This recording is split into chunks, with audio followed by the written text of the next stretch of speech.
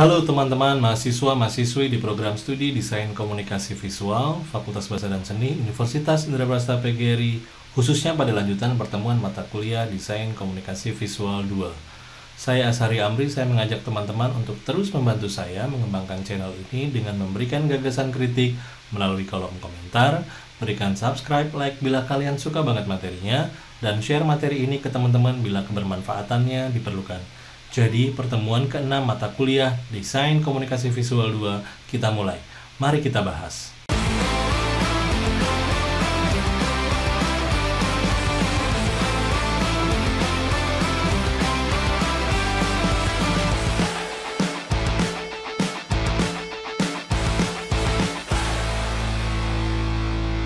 Pada sesi pertemuan ke-6 ini, kita coba bahas dulu terkait dengan capaian pembelajarannya.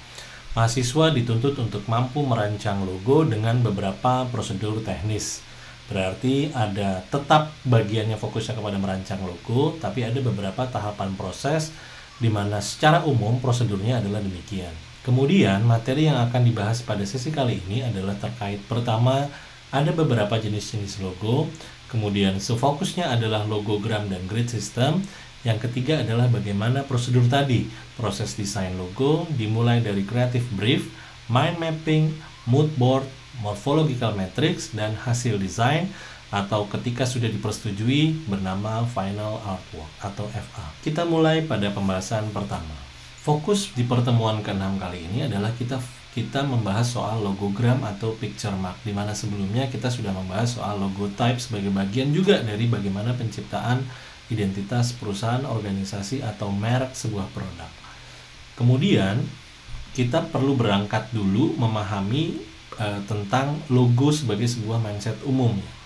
Ketika teman-teman menjadi desainer grafis, ya sebelumnya pasti mindset orang-orang pada umumnya cenderung ketika melihat logo-logo ini, ya cenderung kita memahaminya adalah ini disebut sebagai sebuah logo.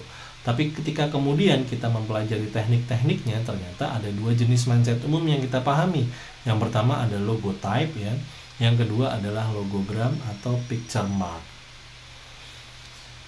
Kita pahami sama-sama terkait dengan dua jenis bentuk logo. Dapat berupa gambar atau disebut dengan logogram. Jadi bentuk logo ini bisa dapat berupa gambar saja atau disebut dengan logogram atau picture mark. Atau tulisan teks saja nama entitasnya, ya salah satu bagiannya yang biasa disebut dengan logo type atau word mark, ataupun bisa keduanya. Sebagai contoh adalah logo berikut, ya. Ketika kita melihat ada dua unsur elemen di sini, maka kita melihat penggunaan elemen lingkaran dan sebagainya disebut sebagai logogram atau picture mark. Sedangkan untuk tulisan, ya nama dari merek ini adalah logo type atau letter mark. Contoh logo Toyota di atas menggunakan logogram dan logo type mix, ya. Namun logogram dapat berdiri sendiri tanpa logo type untuk penggunaan tertentu, seperti misalnya logo pada sebuah mobil. Kita masuk pembahasan berikutnya bahwa dari rangkaian mindset umum tadi ternyata bukan hanya dua, selain logo type maupun logogram. Ternyata ada beberapa selama perkembangannya logo dibagi berdasarkan jenis-jenisnya. Kita masuk yang pertama, ada jenis logo bernama name only logo. Logo diambil dari nama yang dapat dimodifikasi bentuknya maupun dibuat custom. Berikut adalah contohnya, ya. Ada 3 contoh, seperti logo Yahoo, Sony, dan logo Dell. Kemudian ada perbedaan lagi ketika kita masuk kepada simbol. Yang kedua adalah jenis logo name simbol logo. Logo yang merupakan gabungan dari nama dan simbol grafis. Berarti kalau yang sebelumnya hanya nama, ya cenderung ke logo type, sekarang sudah ada name simbol logo. Yang ketiga ada initial letter logo. Kita perlu pahami bahwa logo yang menggunakan huruf awal, ya atau inisial atau singkatan dari nama produk atau perusahaan yang kemudian menjadikan inisial itu sebagai elemen utama dari logo tersebut. Kita pahami dari logo ini adalah R Raja Wali, berarti kita ambil sebagai sebuah inisial, ya. Kemudian RCTI, SCTV, dan IBM merupakan singkatan dari nama produk. Nah, ketika singkatan dan inisial dijadikan satu fokus perancangan logo, maka jenisnya adalah initial letter logo. Yang keempat, ada yang namanya jenis logo pictorial names logo. Logo ini berupa nama dari produk dan lembaga dengan elemen yang penting dan menonjol yang secara keseluruhan memiliki ciri yang sangat khusus. Yang cenderung orang sudah kenal adalah ketiga logo ini: Nike, Coca-Cola, dan McDonald's. Yang kelima, ada jenis logo asosiatif. Logo biasanya dapat berdiri sendiri tanpa nama perusahaan atau merek, namun bisa langsung diasosiasikan dengan produk atau sesuatu. Sebagai contoh, produk logo pada sebuah brand merek Shell, sebagaimana kita bahas di pertemuan lalu terkait sejarah logotype itu sendiri. Kemudian yang keenam adalah alusif logo, logo yang bentuknya bersifat hiasan. Sebagai contoh adalah ketiga logo tersebut. Yang terakhir jenis logo yaitu logo atau abstrak logo. Logo berbentuk abstrak atau non-figuratif namun memiliki makna tertentu, menimbulkan berbagai kesan dan interpretasi yang berbeda tergantung pemahaman. Dari ketujuh jenis logo tersebut, ada beberapa teknik yang sering dimunculkan pada sebuah tren. Ada juga yang namanya ambigram logo ya. Ada kemudian juga negative space ya. Nah, ini yang secara umum muncul di beberapa sebuah merek produk atau perusahaan pada sebuah logo. Negative space itu ketika ada dua image atau ada dua elemen visual ketika bergabung ya, maka ada salah satu elemen visual yang memberikan pesan tertentu. Jadi sebagai contoh ya, kita ungkap ada yoga Australia, kemudian ada figur seseorang yang sedang yoga, kemudian ada peta Australia. Kemudian logo Knoll ya. Jadi ada pita sebagai sebuah pesan di situ. Kemudian ada logo WWF, logo Brand Union, dan logo mouse. Ya. Logo mouse ini ada negative space-nya adalah badan atau berbentuk tikus. Ya. Nah, setelah kita pahami terkait dengan mindset umum tentang logo, kemudian kita masuk kepada pembahasan jenis-jenis logo, dan kita memahami ada salah satu tekniknya namanya negative space, maka kita masuk spesifik terkait dengan logogram dan picture mark. Kita pahami bahwa bentuk logo seringkali terinspirasi dari bentuk figuratif, apakah itu bisa benda hidup atau benda mati. Benda hidup maupun benda mati yang menjadi logo dapat berubah bentuk aslinya dengan komposisi tertentu atau bentuk yang mengalami perubahan bentuknya. Perubahan bentuk ini sendiri dapat dicapai dengan cara apa? Yang pertama, bisa menambahkan, mengurangi, atau menghilangkan elemen tertentu. Kemudian, yang kedua, menyimpangkan wujudnya akan tetapi tetap pada tujuan pesannya. Yang ketiga, mendeformasi bentuknya. Apa itu deformasi? Deformasi bentuk merupakan perubahan dan pembentukan lagi tanpa menghilangkan identitasnya maupun dengan cara stilisasi atau penggayaan bentuk. Yang keempat, perubahan bentuk dapat dicapai dengan memodifikasi untuk memberikan diferensiasi tentunya. Yang kelima adalah menggabungkannya dengan bentuk yang lain. Nah, sebagai contoh penerapan pada logogram, kita pahami di deskripsi bahwa bentuk logogram seringkali berbentuk figuratif maupun benda hidup atau benda mati. Ini contohnya adalah floral ya. Kemudian referensinya adalah seperti ini, kemudian perubahan deformasi bentuknya adalah seperti ini. Begitu juga dengan penerapan pada gambar lain, misalkan singa, kemudian kita punya referensi beberapa figur tentang singa, lalu kemudian ada perubahan bentuk, deformasi, stilisasi pada sebuah logo yang mengambil elemen wajah ataupun karakteristik pada singa. Nah, dari sini kita pahami bahwa ketika kita mau membuat proses desain logo ada beberapa prosesnya. Yang pertama tentu briefnya dari klien ya. Dalam hal ini orang yang betul-betul bekerja sama dengan desainer grafis atau agensi yang mencoba untuk membuat identitas terkait produk atau perusahaannya. Kemudian tugas berikutnya adalah memunculkan creative brief. Lalu creative brief diturunkan lagi menjadi mind mapping, kemudian diturunkan lagi menjadi mood board, kemudian tahapan berikutnya adalah melakukan yang namanya deformasi tadi, perubahan bentuk dengan metode morphological matrix. Yang terakhir adalah final logo, yang bila mana disetujui sudah masuk kepada tahapan Final Artwork atau FA. Kita pahami tahap yang pertama, yaitu Creative Brief ya. Creative Brief dapat dianalogikan sebagai peta yang memberikan pedoman bagi tim kreatif agar bisa mencapai tujuan yang ditentukan.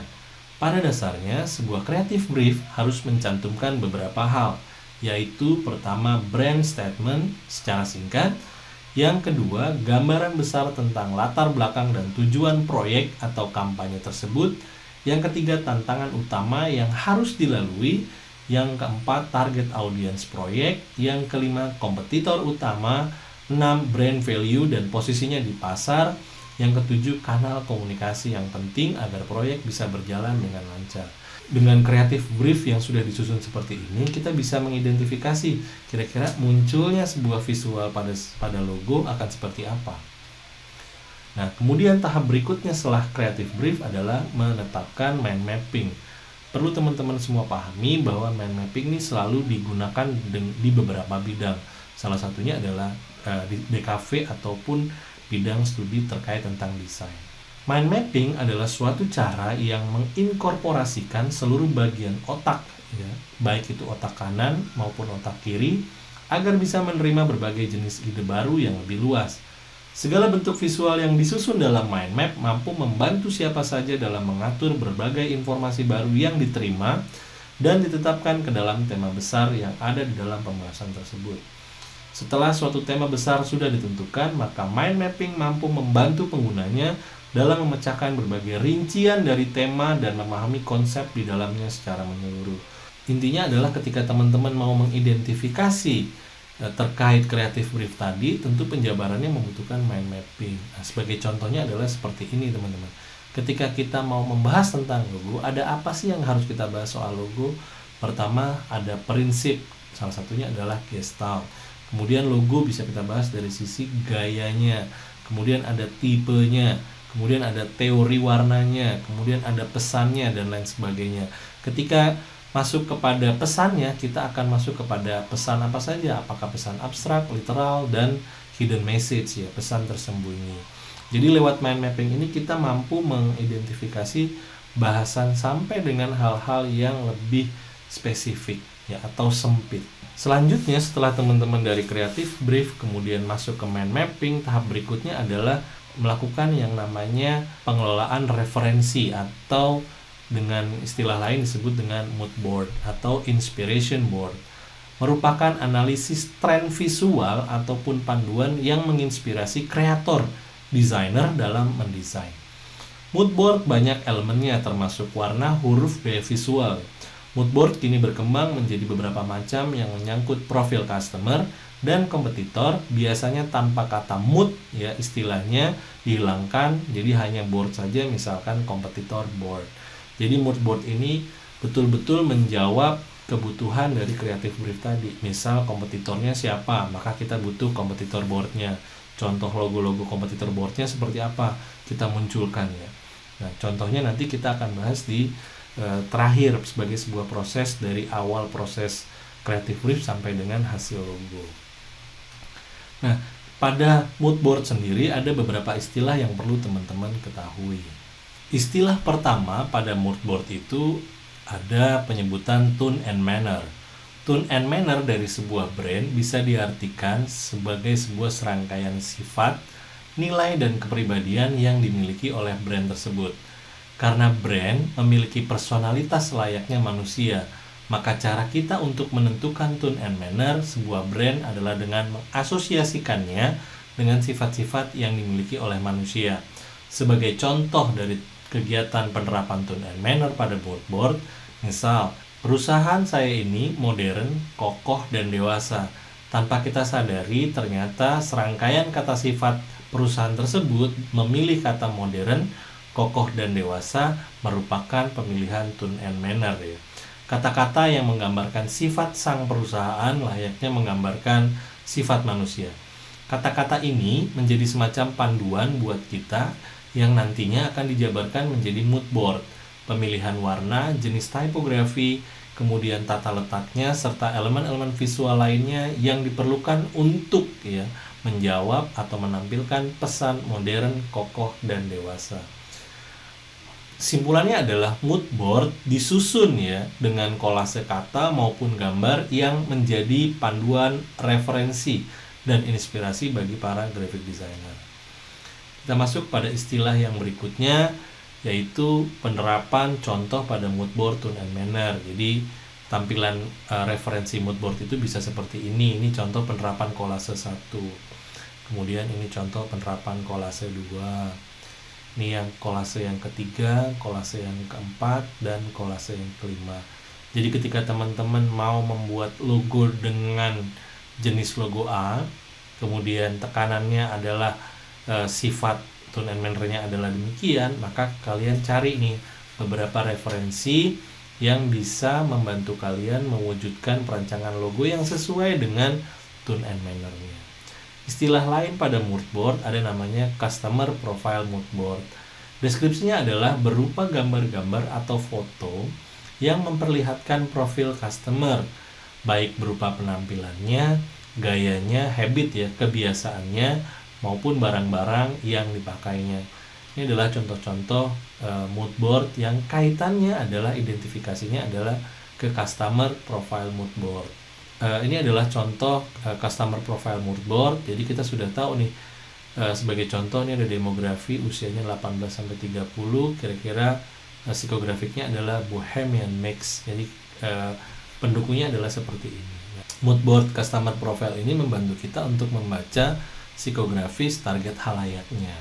Kemudian ada beberapa istilah lain juga selain customer profile mood board. Yang ketiga adalah project profile mood board, berupa gambar-gambar atau foto yang memperlihatkan mengenai project yang sedang dikerjakan. Misalnya project branding coffee shop, maka menampilkan biji kopi ya, jar, mesin kopi, cangkir, interior, ambience, dan lain-lain. Jadi project profile mood board ini menampilkan semua kaitan dengan fasilitas, pelayanan, bahan baku, dan sebagainya. Kemudian istilah lain ada juga past project profile mood board, yaitu berupa gambar-gambar atau foto yang memperlihatkan mengenai desain yang sudah ada sebelumnya. Misalnya desain logo, desain kemasan, desain media promosi, dan lain-lain. Desain media sebelumnya maksudnya bisa karena referensi dari produk yang sejenis atau produk yang pernah diciptakan sebelumnya. Jadi ada semacam pembaharuan yang diperlukan ketika mau membuat karya desain yang baru. Istilah lainnya lagi adalah competitor profile mood board, berupa gambar-gambar atau foto yang memperlihatkan profil maupun desain dari para pesaingnya. Tentu kita ingin membuat logo yang memberikan tampilan visual yang berbeda dari para pesaing. Nah, oleh karena itu kita perlu menampilkan beberapa referensi logo-logo para pesaing, memberikan perbedaan tadi. Yang terakhir adalah partner project mood board. Pada umumnya memperlihatkan logo-logo partner dalam sebuah kegiatan branding. Nah, dari proses mood board tadi, jadi tujuannya adalah kalian dituntut untuk bisa melakukan research ya, melakukan research dengan tadi kebutuhan datanya adalah visual. Nah, data-data visual tadi dikumpulkan, dikolasekan dalam sebuah mood board. Itulah penerapannya. Tahap yang berikutnya setelah creative brief, kemudian mind mapping, kemudian mood board, kita masuk kepada yang namanya proses morphological matrix. Nah, tahapan ini adalah tahap di mana graphic designer dalam merancang logo mengidentifikasi ya beberapa elemen visual yang muncul dari pemilihan kata kunci yang terjabarkan pada mind mapping. Kita bahas sama-sama bahwa matrix morfologi merupakan metode untuk menghasilkan ide berdasarkan variasi potensial dalam karakteristik solusi masalahnya. Karakteristik masalah sudah Anda identifikasi, sebelumnya sudah kita identifikasi melalui mind mapping atau pemetaan pikiran yang berangkat dari creative brief. Matrix morfologi adalah suatu bentuk rancangan acak yang dapat digunakan sendiri atau berkelompok dan sudah ada sejak lama. Jadi ini adalah contoh gambar, jadi kata kunci idenya apa ya? Dalam bentuk penyusunan inisial hurufnya, kemudian pictorial visualnya, kemudian hal lain yang bisa diasosiasikan terkait dengan kata kunci idenya apa. Lalu kemudian kita jabarkan representasi perancangan visual sebagai alternatifnya apa saja. Sebagai contoh, indikator dari penjabaran penggunaan morphological matrix biasanya ada beberapa kolom ya. Yang pertama ada kolom komponen. Apa itu kolom komponen? Diisi dengan poin-poin elemen kata atau inisial huruf, kemudian elemen gambar yang biasanya diambil dari kata kunci yang sudah muncul di mind mapping. Elemen gambar ini identifikasikan berdasarkan ide yang akan kita terapkan. Kemudian kolom berikutnya itu bisa bebas sekali, bisa sangat panjang atau sesuai kebutuhan. Merupakan solusi yang ditawarkan, penerjemahan atas ide visual yang ingin kita eksekusi gitu ya. Jadi misalkan ini adalah hasil logonya Live Aid ya. Di sini kita bisa melihat ada proses penetapan ide-ide pemilihan kata atau inisial yang akan dipakai. Desainnya seperti ini. Kemudian picture elemen pertama adalah instrumen, karyanya seperti ini. Kemudian turunan berikutnya juga sama. Jadi penjabaran ini bisa langsung kita pilih untuk penggabungan proses perancangan logo. Jadi dari sini kita bisa melihat dari picture ini ada Live Aid, kemudian ada peta Afrika, kemudian ada inisial pada gitar yang diambil sebagai sebuah logo. Jadinya seperti ini. Nah, berikut adalah proses contoh desain logo yang menerapkan beberapa proses-proses tadi. Baik, berikut adalah contoh proses perancangan desain logo yang mengikuti tahapan atau proses-proses tadi. Ini adalah produknya adalah Synhro. Kita bahas sama-sama apa itu Synhro. Berarti kita mengenal profil industrinya dulu. Synhro adalah pelumas industri dan perusahaan manufaktur oli motor. Mereka menghasilkan oli dan pelumas motor berkualitas tinggi dan mendistribusikan produk mereka ke seluruh dunia. Dari profil ini kita sudah bisa mengenal ya, lingkup bisnis yang ada pada perusahaan tersebut. Lalu masalahnya adalah klien ya, Synhro ini tidak memiliki identitas merek dan label kemasan sehingga mereka tidak dapat menunjukkan penjualan produk mereka tanpa menunjukkannya kepada bakal calon ya, pembelinya.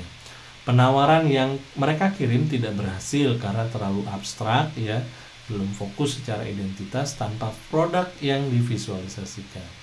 Kemudian masalah ini telah menjadi brief khusus ya untuk bisa diselesaikan. Lalu tugasnya adalah bagaimana si desainer grafis merancang logo, kemudian menetapkan identitas mereknya dan konsep pengemasan. Tujuan utama dari proyek ini adalah untuk berhasil menjangkau pasar Asia, Eropa, dan Timur Tengah, mengalahkan para pesaing yang terlihat ketinggalan zaman. Jadi kita sudah tahu masalahnya seperti apa, kemudian tugas sebagai pekerjaan graphic designernya seperti apa. Tahap berikutnya adalah melakukan penelitian pemasaran.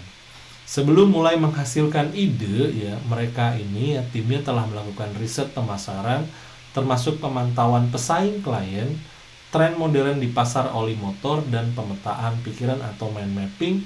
Dalam proses penelitian, ditemukan bagaimana pesaing mengimunisasikan keunggulan produk mereka kepada bakal calon pembelinya.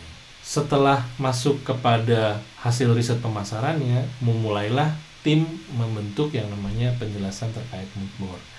Ada tone and manner-nya seperti apa, kemudian ada competitor profile mood board-nya seperti apa, ada partner project mood board-nya seperti apa. Jadi betul-betul dilaksanakan prosesnya ya.